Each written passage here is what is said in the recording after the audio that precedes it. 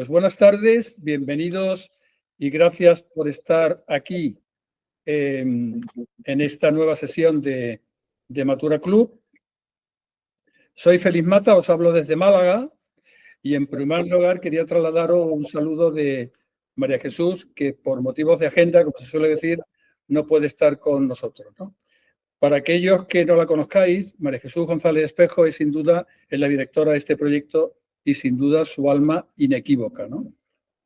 Y en referencia a la invitación que me cursa para moderar esta mesa, pues solo me queda agradecérselo, su valentía y su voluntad de asumir el riesgo, como os decía antes, ¿no? Y también le doy las gracias a María José Alduate, que debe estar por ahí perdida en las pantallitas esta, que es la que nos va a ayudar a que técnicamente este proyecto salga adelante, ¿no? Y también porque hay alguien que no conoce el proyecto, Matura Club somos un grupo de personas, mayoritariamente profesionales, que nos hemos unido a esta comunidad para compartir, para empezar una misión, ¿no? Que es adoptar decisiones inteligentes para disfrutar de una vejez tranquila y madurar de manera saludable sin olvidar la importancia del cuidado de nuestros mayores, ¿no? Este es un poco el espíritu.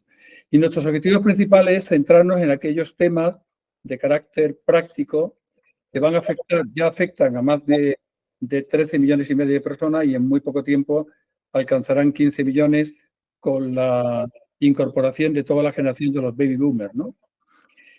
Y justamente por estos componentes prácticos, pues hoy queríamos tocar el tema de las pensiones y su viabilidad, ¿no?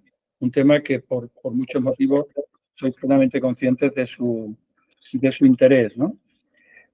Como comentábamos antes, si os parece, dejamos, antes de presentar a nuestro generoso invitado, vamos a dejar unos 50 minutos para su exposición, en que yo le lanzaré una serie de preguntas de carácter abierto y después dejaremos 20 o 25 minutos para que vosotros podáis también hacerle las preguntas que estiméis oportuno, ¿no?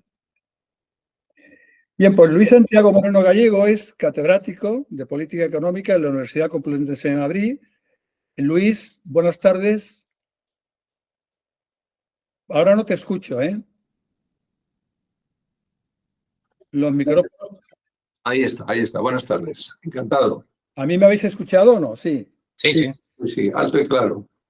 Muy bien, pues lo primero, dejarte espacio por si quieres reforzar algún elemento de tu historial profesional.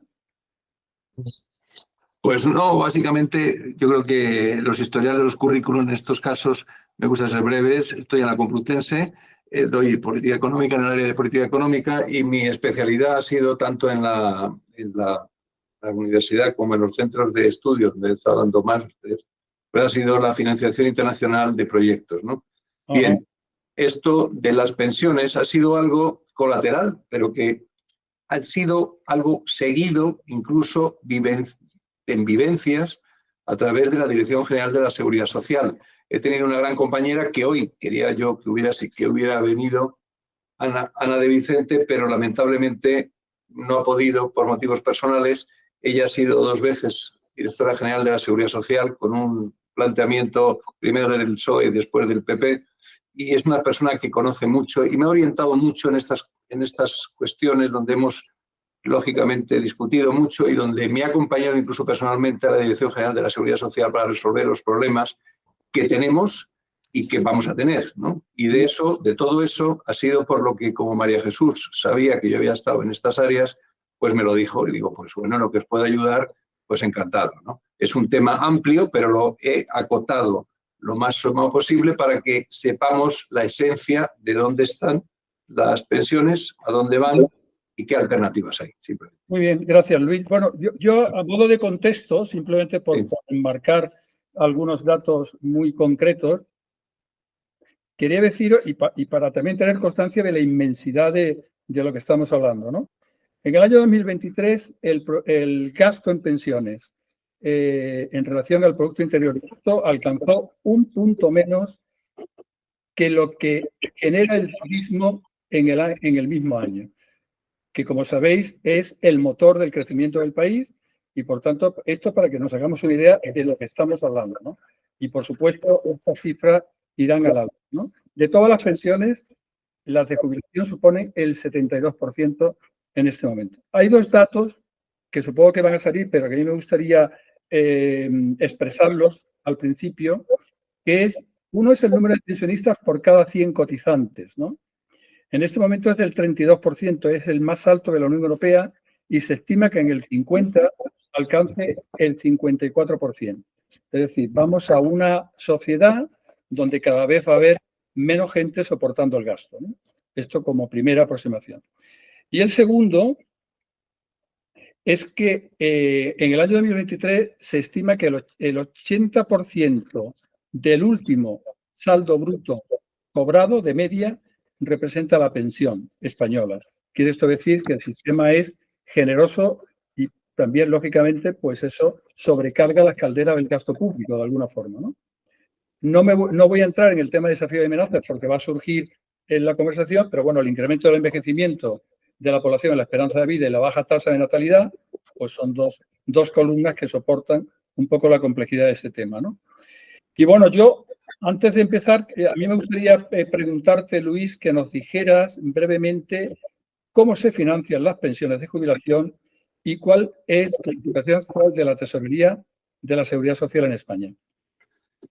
Pues mira, hasta ahora las pensiones se están financiando por un sistema de caja. Entra dinero de las personas que trabajan y que aportan, y de ahí se sigue pagando las pensiones. Normalmente eso va a desaparecer dentro de poco, o va a ir desapareciendo, es lo que estamos viendo. Y se va a dar lugar a otros sistemas que no son simplemente este de reparto. De hecho, hay pensiones ya que están pasando a presupuestos generales del Estado, como puede ser viudedad y orfandad, con una peculiaridad. Hasta ahora pasan las pensiones que son igualitarias. Quiero decir, si la pensión de viudedad es igual para la rica, la menos rica o la pobre, pues todo eso puede ser a la seguridad social, porque es la misma, incluso la orfandad es el mismo. En cuanto a las pensiones que son, como tú estás indicando, de vida laboral, ya es otro cantar. Entonces, tú muy bien has indicado, porque ya me estás abriendo ya la sesión, de que efectivamente tenemos un envejecimiento, tenemos una falta de renovación de los trabajadores, con lo cual vamos a tener un problema, o lo estamos teniendo ya. De hecho, hay parte de ese déficit público que nos está avisando Bruselas que no lo va a permitir más allá de 3 años, es debido al gasto público que tenemos. Aproximadamente ahora mismo el gasto público entre pensiones, todos los subsidios que se dan, etcétera, el gasto, digamos, público es el 51% del presupuesto nacional del Estado. Es mucho dinero y no se puede gastar tanto. Entonces habrá que idear otros aspectos de las pensiones, de cómo llevarlas a cabo para que no empobrezcan más el sistema este. Tener en cuenta una cosa, y esto lo pensaba decir después, pero bueno, lo digo ahora. Cuando se idearon estos sistemas de contribución de caja en el Pacto de Toledo, el cálculo actuarial que se hizo fue que la persona iba a vivir entre 6 y 8 años más de los 65. Actualmente estamos en más de 20. Con lo cual, lógicamente, eso le tiene que notar a la fuerza en las cajas y en la cantidad de ayuda que hay que dar a toda esta gente. Porque, claro, estamos pensando solo las pensiones, pero recordar que cuando tocamos este tema, las pensiones son una parte de todo lo que cuesta una persona. Está el dispensario público, la asistencia social, la asistencia a desvalidos, etcétera, etcétera, lo cual es una suma enorme la que se lleva entre manos. Esto es un poco de comienzo, un poco contestándote a la pregunta que has hecho. O sea, que es un sistema de reparto ahora mismo. Yo que has comentado ya, que has puesto algún comentario en las amenazas, ¿no? Sí. Qué duda cabe que el incremento del envejecimiento y la esperanza de vida, sobre todo en España, particularmente en España, porque creo que superaremos a Japón en breve, bueno, esto es una cosa bastante beneficiosa para la población. Vivimos más y tenemos una calidad de vida infinitamente superior, ¿no? O mejor, ¿no? Sí. La baja natalidad, que duda cabe que es un problemón, ¿no? Y ahí entraría el tema de cómo nos va a ayudar la inmigración que llegue regularmente para sustentar todo este campo. Pero yo quería situarte 2 cosas más, a ver si tú consideras que esto es una realidad o no, ¿no? Por un lado, es la precariedad laboral en muchos sectores, ¿no? Pero por otro, un poco nos hemos acordado de la cifra del turismo, ¿no? Tenemos una baja complejidad y fortaleza de talento. Es decir, no tenemos un talento sofisticado, ¿no? Esto supone que los sueldos también son bajos porque son poco complejos, ¿no? Y por tanto tenemos una población con unos sueldos bajos, que esto obliga a menores cotizaciones y por tanto todo eso no hace que el sistema ruede como tocaría, ¿no? Claro, estás tocando muchos palillos. Estamos tocando los palillos ya de una política económica que no está bien organizada. Las cosas como son. No. En España tenemos un país como España que maneje un 11,5% del paro estructural. Eso no puede existir. No podíamos tener ese paro. ¿Qué es lo que nos ocurre? Pues una explicación muy sencilla que además se lo digo, de las primeras cosas que digo cuando damos en clase la política económica es esta. España está muy más situada entre los países punteros.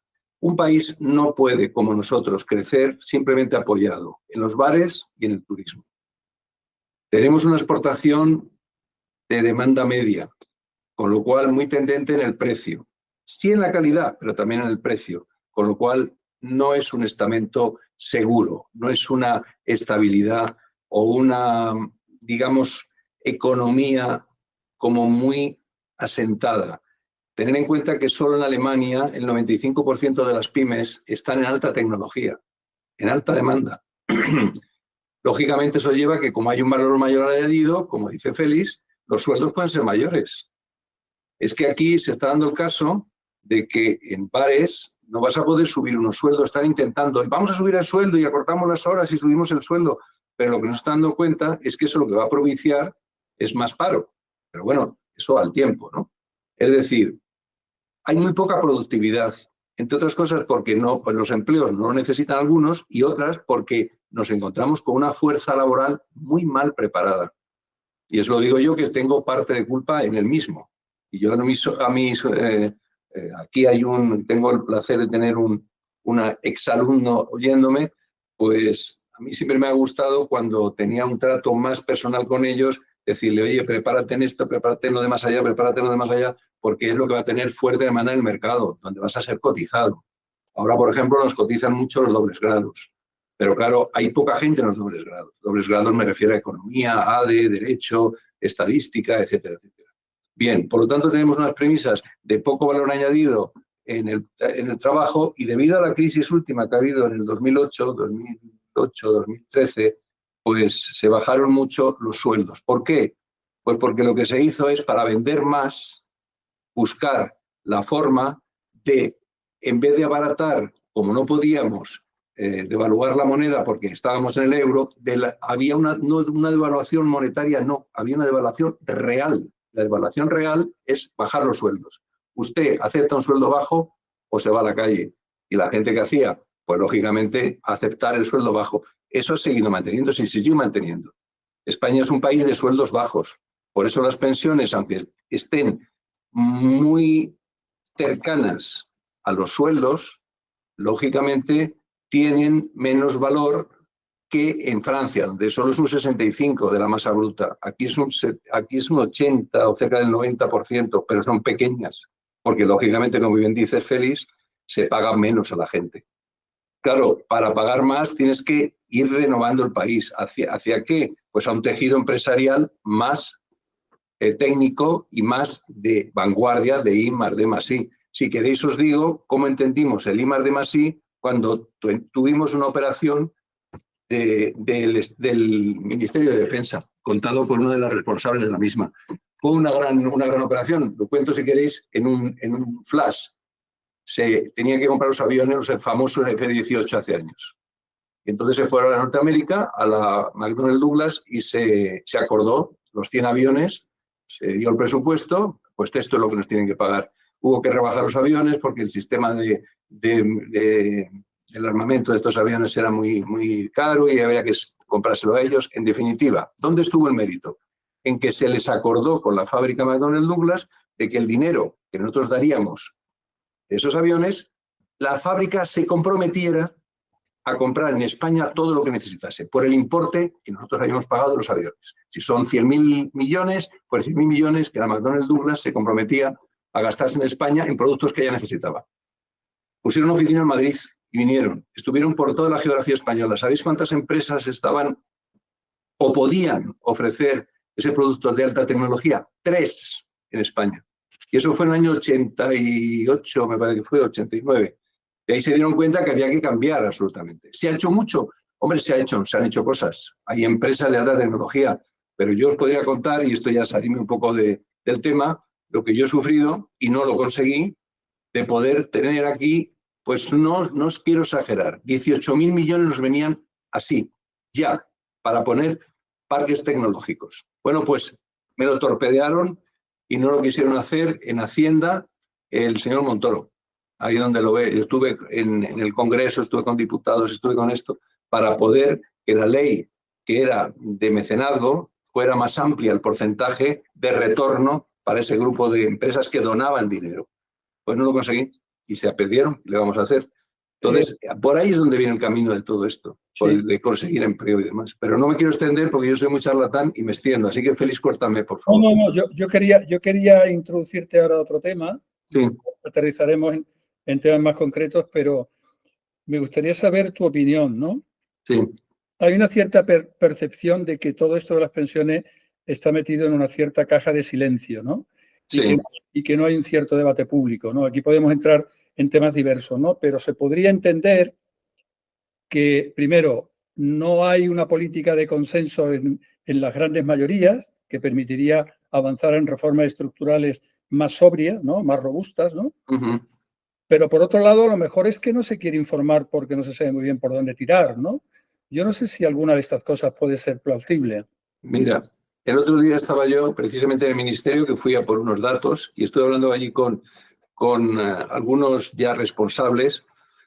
En principio, lo que te dicen es, no se sabe nada y de momento nada va a cambiar, porque el momento que se toquen algo las pensiones son más de 10 millones de votos que salen, no solo que ya no van a entrar en el responsable del equipo de gobierno que haga ese cambio en las pensiones, que ya os anticipo que va a ser para ir a menos, nunca para ir a más. Desde ese punto de vista, el que toque las pensiones, pues sabe que se carga políticamente su prestigio en un momento, ¿no? Eso pero Luis, al margen de que de la deuda pública pueda ser, todavía tenga un trayecto de crecimiento sin que haya una tentación de intervención por parte de la Unión Europea, si el sistema de pensiones sigue generando por sí solo una gran deuda, políticamente no se quieren abordar cambios porque compromete el voto. Exacto. ¿Hay una posibilidad de que pudiera haber una intervención específica de la Unión Europea y nos encontremos con que alguien nos diga que esto hay que cambiarlo sí o sí?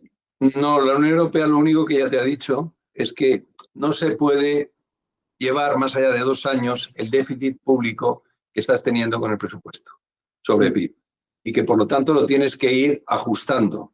Tienes que ir haciendo un ajuste.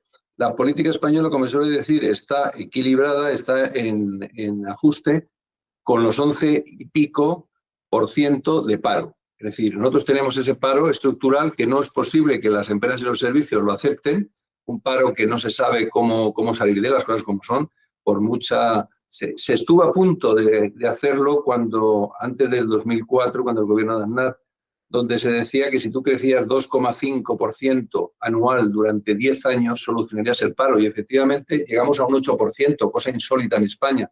Pero claro, era un paro sostenido también en un equilibrio no soportable. ¿Cuál era? El que la construcción absorbía una mano de obra, pero es una construcción que luego se vio que era un blef y que explotó las burbujas y que, claro, te sobraba gente y ahora ¿dónde vas con esa gente? No había sistema, ¿no? Entonces, lógicamente, lo que tenemos que pensar es que Bruselas te va a decir que vayas enfilando hacia lo que eran los 3 elementos que se dieron para aceptar el euro, la política fiscal monetaria, que era el déficit, la inflación y la deuda pública sobre el PIB. La deuda pública se ha disparado, sobre todo permitido por la Unión Europea cuando ocurrió el caso del COVID y, lógicamente, pues se ha aumentado mucho la oferta de dinero en el mercado. cosa que ahora nos está produciendo la inflación. Lógicamente, la economía es muy compleja, porque cuando tocas una cosa, llevas a la otra. Y lógicamente aquí lo que está pasando ahora es que los bancos centrales, que lógicamente han dado toda la oferta monetaria que se les requería en tiempos de COVID, de pito, y de una situación como la crisis del 2008, pues ahora se ven que tienen que quitar ese dinero. Ese dinero que lógicamente es un dinero, vamos a decir, que no sería necesario tenerlo en circulación, pero que hay que irlo poco a poco drenando, ¿no? Dime. No, continúa, por favor. No, es simplemente decirte eso y que, por lo tanto, la Unión Europea te puede indicar. Lo que pasa es que, claro, te puede indicar hasta qué punto. No puedes tú influir tanto con la Unión Europea, salvo que intervenga, como ya pasó con algunos gobiernos. Acordaros de Berlusconi o del de Grecia, que se fueron suplantados los presidentes de Estado, los presidentes de gobierno, perdón. Aquí estuvimos a punto, Aquí estuvimos a punto, recuerdo que era el 10 de junio del año 2008, creo que fue. Estuvimos a punto de cambiarse al presidente Rajoy, ya había sustituto, por lo visto. Pero la pregunta era, igual que con la banca se hizo una cierta intervención específica, ¿podría haber una cierta intervención específica en pensiones? Es que en pensiones, vamos a ver, en pensiones lo que te van a decir es que gastes menos. ¿Se puede gastar menos? Sí. Sí, claro. Lo que pasa es que hay que ajustarlas y eso es lo que no quiere nadie. Claro. Es decir, yo te puedo hablar del modelo sueco o de la famosa monarquía austríaca. Te lo iba a preguntar un poquito más tarde. Sí. ¿Qué amenazas te preocupan más? ¿De las a mí, que he hablado o de otras que puedan aparecer por... Desde el punto de vista económico, de pensiones. De pensiones. De pensiones me preocupan el que la gente va a llegar a unas pensiones en que si no se hacen bien las cosas, se va a decir, vamos, estas fechas, ya que estamos en este debate y lo veo que lo vamos a hacer así, te lo digo, se supone que va a empezar el ajuste de pensiones en el 2027. Va a haber unos 10 años de transición de este modelo al que viene. El que viene vamos a tenerlo, en principio, estoy hablando de lo que se prevé. Esto no significa que tenga que pasar. Se prevé que las pensiones van a bajar un 30%, el 28 y pico al 30%, de una manera gradual. Y las personas que van a estar trabajando tendrán que hacerlo seguramente o se tendrán que esperar a jubilar hasta los 67 años o 68. Cuidado. Perdona, Luis, ¿este ajuste tendrá carácter retroactivo en algunos casos o no? Se piensa que no, que va a ser a partir de ahí. A partir del 2027 es cuando se va a empezar a producir este cambio. ¿Hacia dónde puede ir? Pues va a ir fundamentalmente, pienso yo, a una especie de modelo sueco, en el que el modelo sueco, a diferencia del que tenemos nosotros, unas cuentas nacionales, a diferencia del que tenemos nosotros, mide toda la vida de la persona, desde que empieza a trabajar hasta que se quiere jubilar. Mientras que ahora lo que se va a hacer en ese periodo a partir del 2027 es coger los 25 años primeros de trabajo de la persona. Ahora se cogen los 25 años últimos, que normalmente son donde más ingreso tú percibes, no los que menos. Y se va a decir, los primeros 25 pues son cuando se empiezan los trabajos pues más elementales, etcétera, etcétera. Con lo cual, ¿qué va a ocurrir? Pues que las pensiones van a bajar seguramente. ¿Va a haber pensiones? Sí, pero a lo mejor las pensiones máximas que ahora están aproximadamente, mira, tengo aquí un informe precisamente de la Tesorería de la Seguridad Social, aproximadamente unas pensiones de alto en neto, estoy hablando en neto, 2.500, 2.600, 2.700 euros, pues quítale un 30%, un 28% y pico. Se van a notar que va a bajar, claro que sí, se va a notar. Pero es que el sistema no lo admite más. El sistema, si lo que tal como está hecho, no lo admite más. Te he entendido que dentro de esta reforma sí. Está previsto que el periodo de valoración de la pensión se coja solamente los 25 primeros años de trabajo, sí señor. Bueno, ahora se cogen los 25 últimos y se va a cambiar por los 25 primeros. Una auténtica bomba de relojería, ¿no? Totalmente. Y va a haber una serie de años. Te voy a decir, yo creo que la gente, por lo menos el otro día hablaba yo con un camarero de la facultad y tal, con 47 años, me decía, si yo sé que cuando llegue no voy a tener, la gente está tomando ese tema muy concienciado, de no voy a tener, ya veremos a ver cuando vean lo que les queda, porque ten en cuenta que antes la pensión era, pues eso, una pensión para tener unos años, una persona y pagarse sus gastos y demás. Ahora con esa pensión se ha visto que en épocas de crisis se ha tenido como sueldo más en la familia y se han llevado incluso abuelos de las residencias a las casas para cobrar la pensión en casa y tener ahí un ingreso más.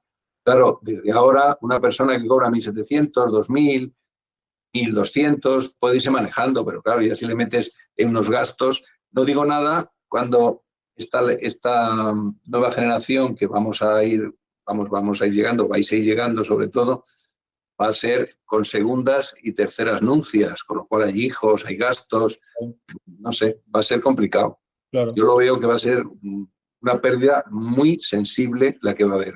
Va a haber muchas revueltas y no quisiera yo ser el gobierno que tenga que ejercer ese ajuste sobre las pensiones. Y esto que acabas de decir, que es una primicia, es una cosa bastante relevante, es un tema que ya se podría considerar como oficial, aunque oculto, o todavía puede tener algunas modificaciones. No, porque hasta donde llego yo, que es a los directores de secciones y cosas de estas, primero ellos no quieren hablar si saben algo. Y si hablan, sí saben que esto va a cambiar. ¿Cuándo, cómo? No se sabe. Desde luego así no pueden continuar mucho tiempo. Eso está claro, 2, 3 años a lo sumo. Y políticamente buscarán el momento en el que sea menos sensible para que la gente no se le venga abajo. Lo que sí está claro es que las pensiones que ya se han dado no conviene tocarlas, porque ahí es donde está el germen de la, digamos, de la disconformidad. Sí. Yo no sé si los que vienen ahora ya sabrán que ya tienen que ir con esa premisa. Bueno, pero es algo que yo creo que en España, y perdóname para terminar, la gente con 40 y tantos, 50 años, no se termina de creer y no lo da importancia y no lo mira. Yo creo que es un error. Se tenía que ir ya mirando y se tenía que ir, no ahora, pero dentro de 2, 3 años, a ver qué va a pasar y seguirlo con mucho interés, porque eso va a ir mucho en detrimento del interés de cada uno.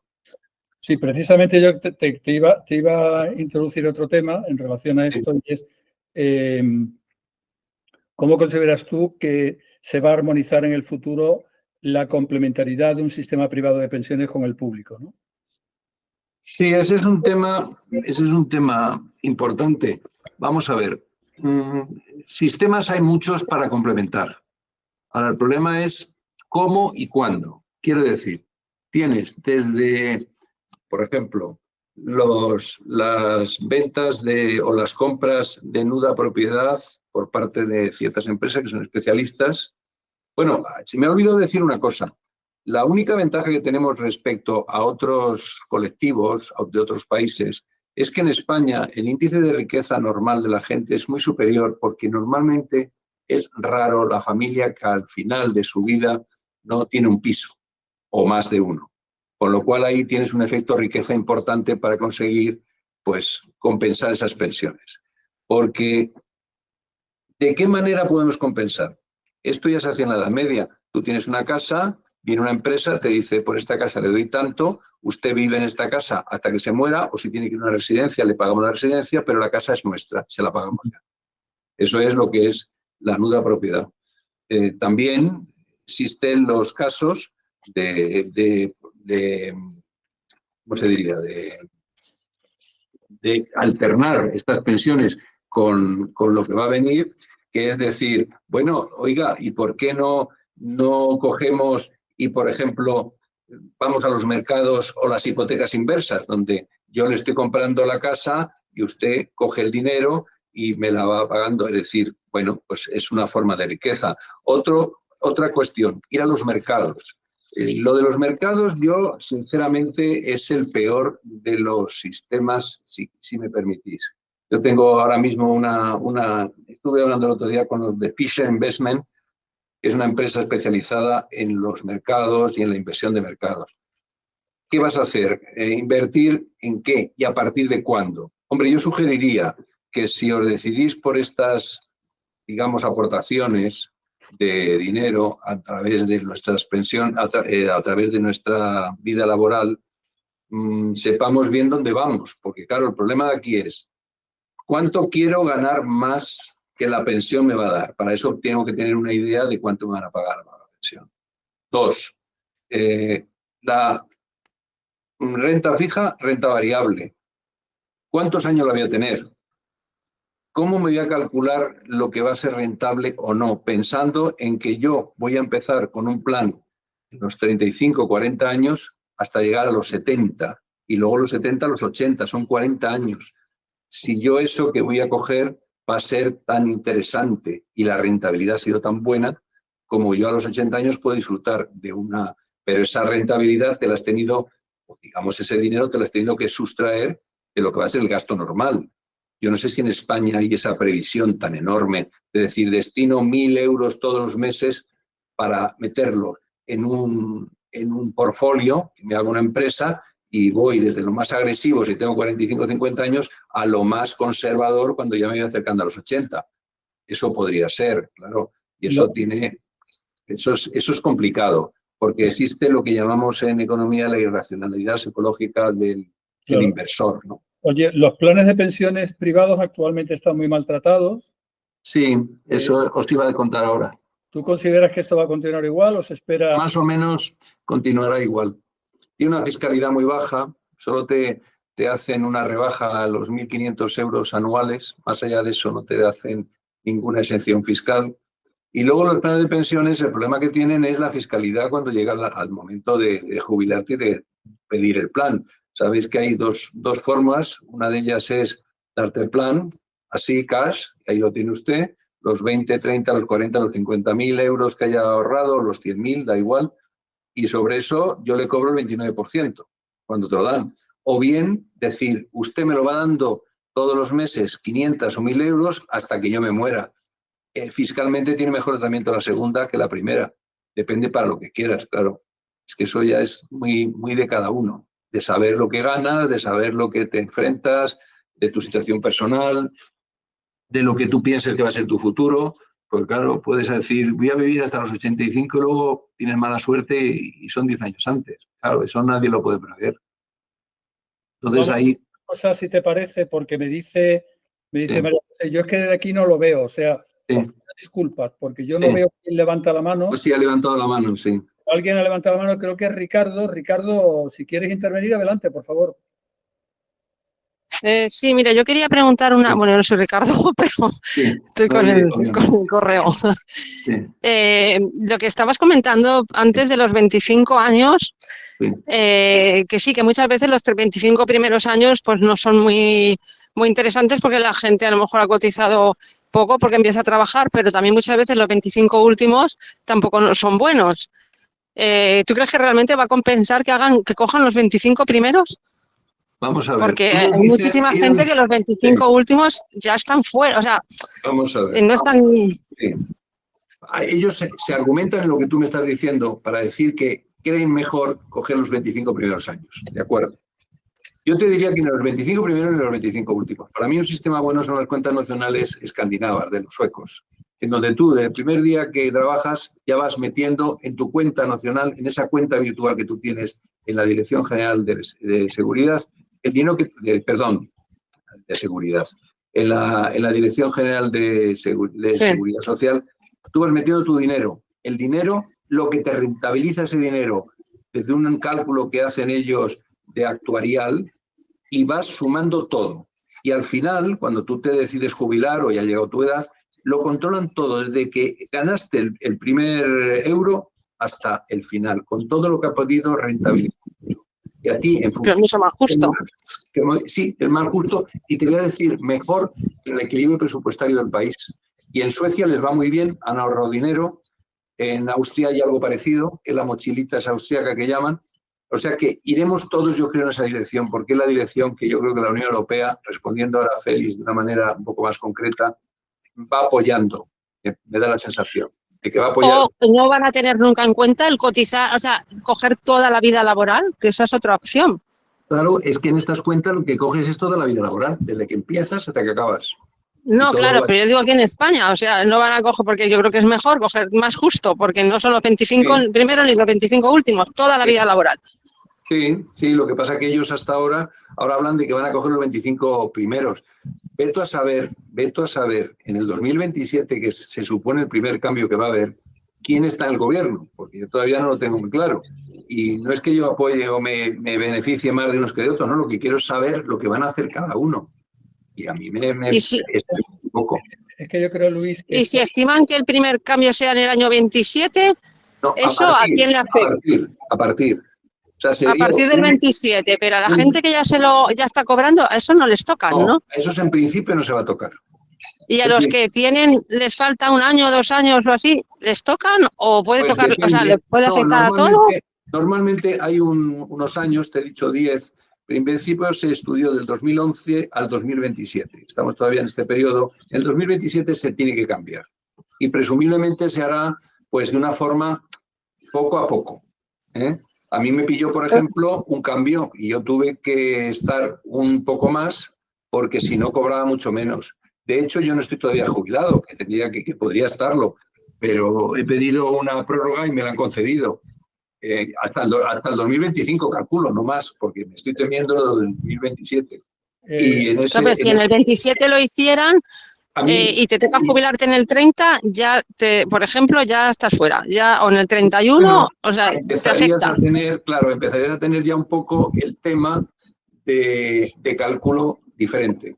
Lo que no sabemos es cómo se va a hacer el cálculo todavía, porque ni ellos lo saben. Luis, o sea, que no dejan unos años de, oye, la gente que ya está a 2 años falta o 3 años. Sí. Así. Hay unos 10 años de periodo de adaptación de una solución y la otra. Luis, yo te quería introducir ahora, lo hemos comentado al principio. Sí. Al principio, tú lo has señalado ahora puntualmente, quién va a estar en el gobierno en el 2027, ¿no? Sí. Yo creo que por el calado que tiene esta reforma que tú apuntas, sí. O se llega a un gran pacto entre los grandes partidos que tienen la mayoría de la votación de los ciudadanos españoles, o un proyecto de este tipo es muy difícil que salga porque siempre vas a tener ahí una pugna política que te lo va a intentar frenar o bloquear, ¿no? Sí. Yo creo, mi impresión es que harán un pacto de Toledo 2, una especie de pacto de Toledo 2, donde hay que ponerse de acuerdo en una serie de años con vistas adelante y decir, bueno, vamos a ajustar las pensiones de toda esta gente que viene, de tal manera que no pierdan mucho, pierdan a lo mejor algo, pero no tanto como se piensa que se puede perder, y que vayan la gente saliendo adelante, porque claro, es que salimos de 2 crisis, es que la gente ahora mismo, yo no sé cómo estarán algunos, tú lo has repetido, tú lo has dicho, sueldos bajos, crisis, hipotecas que no se han podido pagar, la gente nos estamos un poco poniendo al día. Lo que no puedes hacer es encima ahora venir y decir, ahora vais a cobrar menos la pensión, los abuelos, no, yo creo que eso no se puede tocar. Y que va a haber un gran acuerdo, tendrá que haber un gran acuerdo, lo que pasa es que buenas están las cosas para los acuerdos, tendrá que haber un acuerdo como se hizo en el Pacto de Toledo. Todos tendrán que ceder algo, porque si no, esto es inviable, es que no te llega. Pedro García ha levantado la mano, te doy, Pedro, enseguida la palabra, pero yo le quería preguntarle a Luis, has hecho un comentario, cuando has hecho un comentario del modelo sueco, quizás lo he entendido mal. Sí. El modelo sueco, cada sueco desde el principio hasta el final de la vida laboral es responsable de las cantidades que genera o es un marco... No, cada uno es independiente. Es independiente. Las cuentas nacionales estas se le hacen a cada uno y si llega el señor... Cada uno es responsable de lo suyo. Cada uno es responsable de dónde trabaja, cuándo trabaja, si quiere trabajar o se quiere ir a una ONG, todo eso va en su, digamos, cuenta virtual que hay en el ministerio. Perfecto. Todo eso se apunta. Usted ha trabajado tantos años y usted ha percibido tanto dinero. Y en función de eso, nosotros hacemos ahora una cuenta, que es una cuenta, un modelo, lo tengo por ahí, es un modelo muy complicado, un modelo actuarial, y en base a eso le corresponde a usted tanto de jubilación. Y hasta ahora les ha ido muy bien. Magnífico. Tengo en lista a Pedro y Natalia. Si te parece, Natalia, le damos a Pedro, que es el primero que ha levantado la mano. ¿Te parece, Pedro, cuando quieras? Bueno, yo en primer lugar agradeceros lo que estáis comentando, me parece muy interesante todo, enhorabuena. Gracias. Yo mi pregunta va relacionada, habéis comentado al principio, si he entendido correctamente, que las pensiones que puedan ser por viudedad o por otro tipo, actualmente van con cargo a los presupuestos. orfandad van con presupuestos generales al Estado y las rentas de trabajo van en la seguridad social con las cotizaciones de cada una de las personas que trabajan. En el caso de tener dos pensiones, o sea, las personas que pudieran cobrar dos pensiones, una pensión, pongamos, por viudedad y otra por rentas de trabajo, ¿se estima que esto también se pueda reformar o esto se pueda cambiar? Actualmente existe el techo de que la suma de todas las pensiones nunca puede superar la pensión máxima, con lo cual ya hay un techo ahí puesto, pero bueno, al fin y al cabo estás cobrando dos pensiones o puedes llegar a cobrar dos pensiones en un momento dado. ¿Estimas que en este área se pueda producir algún tipo de reforma o de cambio? Pues mira, no se debería de producir, pero sí también te digo que alguna vez se ha producido, por ejemplo, en los descendientes de militares, ha llegado un momento que se borró absolutamente una de las prestaciones que se daban a los familiares. No recuerdo exactamente cuál fue, pero eso lo sé por una familia que le ocurrió. La mujer viuda de hija de militar cobraba una pensión y de la noche a la mañana le dijeron: lo sentimos mucho, señora, pero esta pensión deja de percibirla. Y lo dejó de percibir. No creo que ese problema existe con el de orfandad y viudedad, pero por ahí de otras pensiones que pueden venir de otros aspectos, a lo mejor pues sí te ves recortado, pero efectivamente de momento no se habla para nada de recortar ninguna pensión, sino simplemente con el techo este que tú acabas de decir. Vale, muchas gracias. Nada, por Dios. Natalia, ¿estás por aquí? ¿Natalia? Natalia está, pero... Natalia estaba. Estaba, pero ya no está, ¿no? Yo, si me bajas la mano... pero la tengo que bajar ya, creo. Vale, ya está bajada. Ya está. O sea, ¿hay alguna pregunta? Perdón, sí, estoy aquí. No, quería hacer antes un comentario, pero ya lo habéis hablado al responder a otra compañera. No pasa nada, gracias. Nada, por Dios. Fíjate, yo ahora iba a volver a... Porque claro, si la Unión Europea va a recomendar y no puede intervenir, yo me estoy poniendo el sombrero negro, pero no porque sea pesimista, ¿no? De los hombres de negro, ¿no? Sino porque creo que el problema es de alta complejidad, ¿no? Y que si no toman medidas en los próximos 10, 15 años, pues probablemente nos podemos ver en un problema muy serio, ¿no? Entonces se me ocurre la pregunta de los sistemas salariales, por la baja complejidad y el bajo valor añadido de algunos trabajos, se mantienen bajos por razones obvias, ¿no?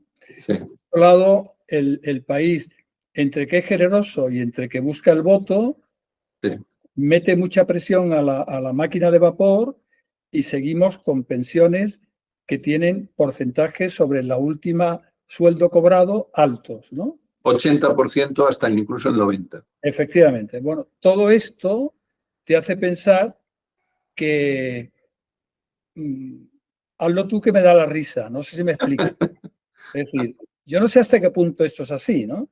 Y estamos metidos en una caja negra que nos puede lanzar en los próximos años a un verdadero crisis total, ¿no? Sí.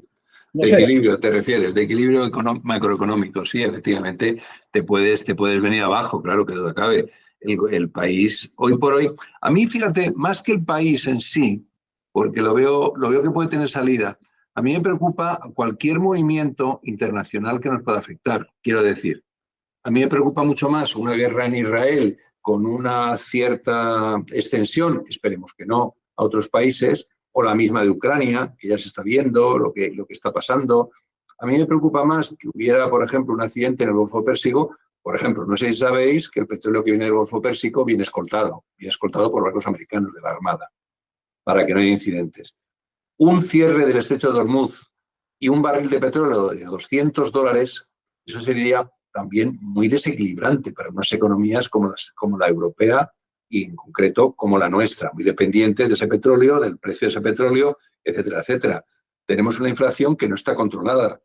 A mí me preocupa que eso nos pueda repercutir más que en sí el ponerse de acuerdo en una situación tan doméstica como es organice usted bien sus pensiones. Claro, el problema aquí es el desgaste que puede haber los pensionistas en cuestión de voto si tú no lo haces bien.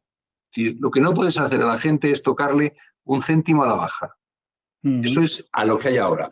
Los que vayan viniendo, ya se les advirtiendo. Organícese usted, por cierto. Luego no he dicho, cuando me has preguntado eso, no he dicho lo que convendría hacer si tú te quieres complementar las pensiones, cómo es el procedimiento hacerlo, un procedimiento muy sencillo, pero para que cada uno lo supiera. Pero bien, a mí me parece que efectivamente, desde ese punto de vista, van a tener que fijar. De hecho yo pensaba que el señor el ministro ¿cómo se llama? Escrivá, que es el de las pensiones, creo que quiso meter enseguida la tijera y le dijeron que se esperase un poco, ¿no? Sí, Eso no. parece ser que él quería, sí, esto lo ajusto yo. No, si no es cuestión de que lo ajuste usted, es cuestión de si es prudente ajustarlo o no, de tocar ahora las pensiones en este momento tan delicado. Es que le asusté un poco, se ha compensado, hemos tenido suerte, por un buen momento exportador de España, cosa insólita, pero bueno, me ha parecido perfecto. Es decir, España está exportando, y es verdad que no tuvo más remedio que en el 2004 afianzar su comercio internacional, porque si no se hundían, y lo hicieron y ahora están viendo las consecuencias. Es bueno, o sea, desde ese punto es bueno, pero qué duda cabe que gracias al presupuesto tengamos en cuenta que muchas de las ayudas asistenciales, no ya las pensiones en concreto, pero muchas ayudas de otras pensiones y tal, como he dicho, van de presupuesto. Un presupuesto bueno, si tienes un superávit, desde el punto de vista de comercial, pues te viene bien, ¿no? Es decir, que bueno, yo no soy tan pesimista, fíjate, aunque reconozco que va a haber una especie de tirantez, pero bueno, como ya las nuevas generaciones están teniendo o les estamos dando esa pauta de irse pensando que os complementáis, o si no, ya veremos a ver qué pasa. Pues fíjate, has tocado algo puntualmente. Me gustaría que resumieras un poco lo que hemos hablado de la planificación, ¿no? ¿Qué mensaje darías para, no para también lo puedes hacer, para los más jóvenes, ¿no? Pero fundamentalmente para esta generación que en 5 o 10 años se va a incorporar a este mundo, ¿no? Si puedes darle un mensaje de cómo manejarlo, cómo organizarte, ¿no? De complementariedad de las pensiones. En general, sí. En general. O sea, un señor que empieza ahora a trabajar, que tiene 25, 27 años y empieza a salir al mercado laboral. Esa podría ser una pregunta. Probablemente no tengamos aquí que nos escuche mucha gente por debajo de los 25 años, pero bueno, no dejaría de ser un buen mensaje, ¿no? ¿Qué se le podía ofrecer a los jóvenes para que llegaran a su jubilación de una forma medianamente sostenible, ¿no? Vamos a ver, yo soy partidario de una cuestión. Lo primero que tenemos que hacer es calcular a partir más o menos de qué edad. Yo a los 25 años lo veo demasiado joven para empezar ya a destinar a la jubilación. Esa es mi opinión. Yo prefiero que sea cuando está más asentado el tema laboral, como a partir de unos 40, 35, 40 años. Lo puedes hacer de varias formas. Lo puedes hacer, pues, desde como hemos hablado, un fondo de pensiones, ir allí echando poco dinero, pero constante, 1.500 euros al año, que es lo que se deduce fiscalmente. Claro, desde los 40 o 35 hasta que llegues a los 65 son 30 años. Eso supone algo así como que has conseguido un capital de 50.000 euros. Claro, 1.500 al año tampoco es una cantidad que les va a ahogar, ¿no? Eso es importante. Otra cosa es que digas, bueno, empiezo a los 40 y tengo ahí pues una herencia o tengo una casa que me regalaron mis padres y no voy a vivir en ella y me voy a ir de alquiler, porque hoy la gente está haciendo eso, se va a veces de alquiler y coge. Entonces esos 350.000, por ejemplo, pues los invierte durante 25 años y claro, luego cuando termine va a tener ahí entre el capital más el tipo de interés que eso ha podido generar, importante, ¿no? Pero claro, son situaciones menos lógicas. Lo más normal sería, una vez que estés ya asentado, es decir, a los 30, vamos a poner, pues no quedan ni los 40 ni 25, a los 30, hacer tú voy a decir una palabra un poco cursi, un business plan, es decir, ingresos y gastos que yo tengo.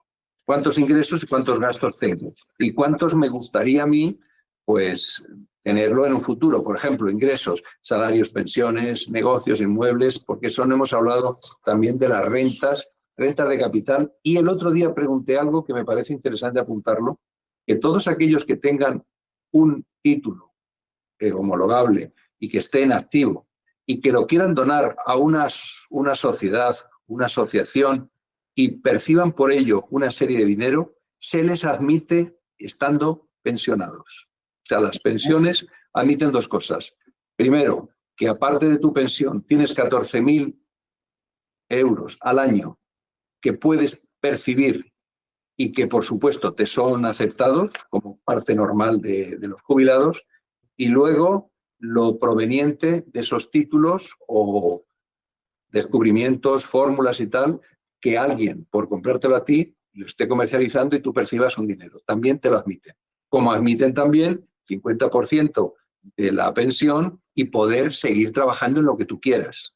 Se quiso que eso fuera el 100%, pero no lo consiguieron. Se quedó en el 50% de la pensión y luego tú puedes seguir. De hecho, hay dos personas que yo conozco, que son, uno de ellos es Paco Cabrillo y otro de ellos, no sé si era el mismo, el que fue presidente de la Autonomía de Madrid, este socialista, que tienen su jubilación y ahora han sido contratados para cargos.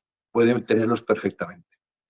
Entonces, una vez que hemos visto los ingresos, los gastos, pues esenciales, hipoteca, impuestos y tal, gastos discrecionales, podríamos decir, viajes, aficiones, donaciones benéficas y tal, conseguir el ahorro y decir, bueno, pues yo necesito para mi jubilación tanto porque quiero seguir teniendo este ritmo de vida. Muy bien. Pues entonces empieza a organizarte cómo lo quieres hacer y empiezas a tener que hacer tus reservas necesarias todos los años. Eso es lo que a mí se me ofrece. Luis, hemos hablado del modelo sueco, has comentado la mochila austríaca. Sí.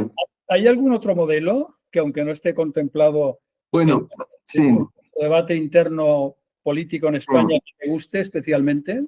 Sí, bueno, se va a implantar, ya se ha implantado en España, en Estados Unidos también se implanta. Lo que pasa es que dicen que es un poco de falta de solidaridad, que es la pensión que se les da, porque en definitiva es una pensión, es un subsidio a los que a los 52 años no tienen empleo y no van a encontrar, se les da directamente. Yo soy partidario, esto lo ha hecho Google en Estados Unidos, en una zona, de dar un sueldo a los que no pueden encontrar trabajo. Oiga, ¿y cómo me da usted un sueldo si no puedo encontrar trabajo? Pues mire usted, por solidaridad social. Allí ya sabéis que el tema de la consideración para los demás, de la gratificación, etcétera, está muy bien llevado. Aquí tendremos que llegar a algo parecido. De hecho, ya se está dando a los 52 años, si tú no encuentras empleo, y no, pues es una especie de paro 2. Lo que pasa es que no se consideran las estadísticas del paro, ¿no? Y en Estados Unidos existe también, cuando hay un problema de que una persona no tiene absolutamente nada, ha habido veces que el Estado ha salido y ha pagado, ¿no? Entonces la gente dice, no, yo no me preocupo porque en definitiva luego al final voy a tener algo del Estado. Hombre, pues sí, pero tampoco puede ser así. Eso está pensado también. O sea, tener una consideración con esta gente, pues lo vamos a tener. O sea, va a ser como una especie de pensión B, ahí, y se podrá compatibilizar, supongo, si no son no contributivas o son, pues a lo mejor se pueden compensar, pero eso está por ver. Lo que sí sé es que hay gente que ya está cobrando esos 600 y pico euros por tener más de 52 años y no tener trabajo. Gracias. Oye, Luis, otra cosa que me ocurría ahora era esta generación de los baby boomers empieza a desplazarse hacia la jubilación. Entra una población determinada que estuvo muy ligada a la explosión de los títulos universitarios, profesionales. Cuando esta generación se vaya jubilando, viene apareciendo otra por abajo que tendrá uno de los problemas que hemos planteado, ¿no? De talento menos sofisticado, sueldos más bajos. Ese gap, esa brecha, ¿puede tener repercusiones en la macro a nivel general o no? ¿La brecha a qué te refieres? ¿A lo que ganan, a lo que se van a pagar la seguridad social? Una generación, profesionales muchos de ellos, y vienen apareciendo por abajo pues personas con salarios más bajos, menos cotizaciones. Esa brecha que pueda haber ahí temporal, ¿puede tener alguna repercusión relevante? A mí sí me preocuparía, porque evidentemente si pasamos a unas nuevas generaciones, como se está viendo a veces, que con poco sentido de la responsabilidad, con poca ganas de trabajar, con poco formadas, indudablemente eso va a llevar a que en España, y está pasando ya, no se encuentran profesionales de buena cualificación. Las empresas no tienen profesionales de cualificación adecuada para llegar adelante a estos temas, ¿no? Por ejemplo, no sé si sabéis, se me ocurre hablar de una ciudad como es Albacete. Y Albacete, ¿por qué las hago aquí? Porque es una de las ciudades más avanzadas de España en cuestión de tecnología. Y alguien dirá, pero bueno, Albacete. Pues sí, Albacete tiene varias cuestiones. Primero, una universidad que yo he estado trabajando con ellos y he estado varias veces dando allí máster, y está muy bien organizada esa facultad y los alumnos salen bien preparados.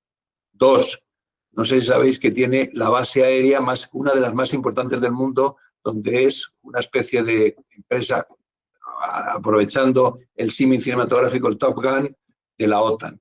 Y luego, por último, y la más importante, es que está Helicópter, que es donde se fabrican los helicópteros de la OTAN, con una alta cualificación. Os podéis imaginar cuál es la tecnificación que allí se exige. Claro, no todo el mundo puede trabajar allí. Y en España os puedo asegurar que una vez en la fábrica Airbus, en una vez que hicieron una restricción de empleo, nos dejaron el nuestro porque a cambio les cedimos el know-how de cómo se organizaba la fibra de carbono para la fabricación, porque teníamos unos métodos fantásticos y eso nos sirvió. Quiero decir que si somos capaces de tener esta especie de fábricas de generación de recursos entre universidades, lo que es el parque tecnológico, pues podremos seguir adelante. Si no es así, y como me estás pintando tú el panorama, lo ves un poco mal, vamos a tener un problema porque indudablemente vamos a ser la cola de Europa. Es decir, un país, lo importante no es atraer al turismo, que es importante, sino un país lo importante es tener pujanza y tener peso en los mercados internacionales. Si tú no vendes, como digo yo siempre, ¿cuál es el departamento más clave en una empresa? Saber vender, indudablemente. Si tú fabricas algo muy bueno, pero no se vende, la sociedad no te lo acepta, no está haciendo nada. Pues esto es lo mismo. Si no tenemos un país cualificado y no vendemos al nivel nuestro la alta tecnología, pues malamente lo va a ser. ¿Y eso en qué va a traducirse? Pues va a traducirse en que los ingresos van a ser menos, los presupuestos van a ser menos, va a haber problemas para todos, la gente va a invertir menos, en fin. Y aparte, ese equilibrio. Aparte, como conocemos y hemos leído últimamente, el turismo está llegando a un nivel que está comprometiendo la vida urbana, ¿no? De muchas ciudades, ¿no? Turismo de masa, sí. Exacto. De hecho, aquí, concretamente en Málaga, hay un debate público abierto que la ciudad, lo que es el entorno urbano de la ciudad, está perdiendo su identidad, ¿no? Sí. Pero es que esto mismo está pasando en Mallorca, acaba de pasar en Las Palmas, creo, en Tenerife. Es decir, que está claro que como sigamos creciendo solo por ahí, esto va a tener una situación compleja de manejar, ¿no? Pues muy compleja. Esto es obvio, ¿no? Tú piensas que vamos a ser un Grecia 2 al paso que vamos. Bueno, y Grecia 2 ahora anda por ahí Putin diciendo que les va a dar una cantidad de millones porque va a llevar el oleoducto por allí. Bueno, las cosas de Putin, que tampoco sabes muy bien si esto lo va a hacer o no. Pero en cualquier caso, pues te vas a convertir, y de hecho ya hay algún planteamiento de este tema, y lo hemos sacado en algún congreso, que España... ¿Perdón? No, continúa, es que estaba comentando que esto se llevó a algún congreso, lo llevé yo con otros dos compañeros y lo hablamos allí, que era mantener en España como una especie de país subsidiado y que fuera una especie de jardín para que lo vinieran los extranjeros a una expansión, a campos de golf, a visitas turísticas, donde se pensara más en ese tema de tener este país en esa condición que no un país desarrollado, eficiente, con empresas prósperas y sobre todo empresas, insisto, de alta demanda, como puede ser la biotecnología, como puede ser la botánica, la física cuántica, en fin, los big data, todos estos temas que son absolutamente indispensables para una acción y que se pueda pensar. Solo os digo, de los alumnos que tengo yo, de matemáticas y ADE o matemáticas y ECO, todos están colocados y no dan abasto a suministrar el mercado. Y, por ejemplo, ADE e informática salen todos colocados, pero claro, son alumnos que te saben 2 títulos con una cabeza impresionantemente bien amueblada y luego además que saben 1 o 2 idiomas perfectamente. Claro, esa gente va a triunfar, pero ¿cuántos hay de esos en España? Quita las buenas universidades. no hay muchos. Efectivamente va a ser un problema que vamos a tener.